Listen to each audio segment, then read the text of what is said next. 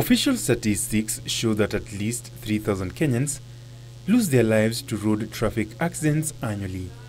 The government has been involved in a number of road safety campaigns to reduce these figures, which have been coming down albeit slowly. One that has earned recognition is the use of the must-have speed governors for PSVs, allowing a maximum speed of 80 km per hour.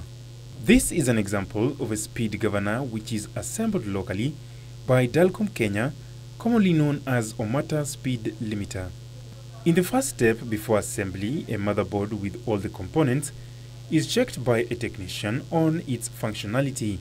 Particularly at this stage, I'm looking at the components, whether they are placed in the right position.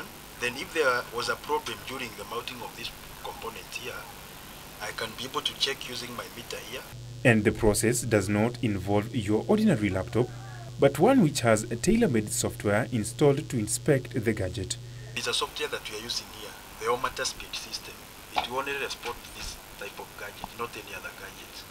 So basically what I have here is a speed governor, a simple gadget that is meant to bring some sanity on Kenyan roads, and as you can see is made of a motherboard and a few components.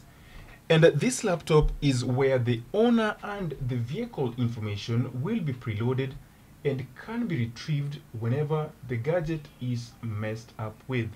Before accessing the details stored in the microchip, the owner's password is entered, and thereafter information such as the vehicle owner's name, owner's ID, phone number, registration number, chassis number, make and type, certificate number, serial number, fitting agent's number and ID, among others, are entered. From there, it confirms that the vehicle, the speed governor can proceed now for installation.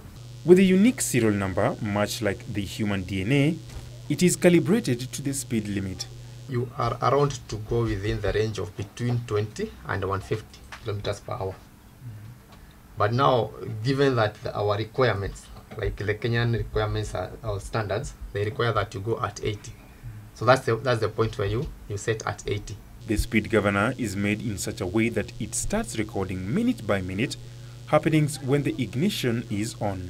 On that calibration now, the driver cannot come in and adjust that speed, so long as the technician has input his speeds. As a passenger, when you hear this sound,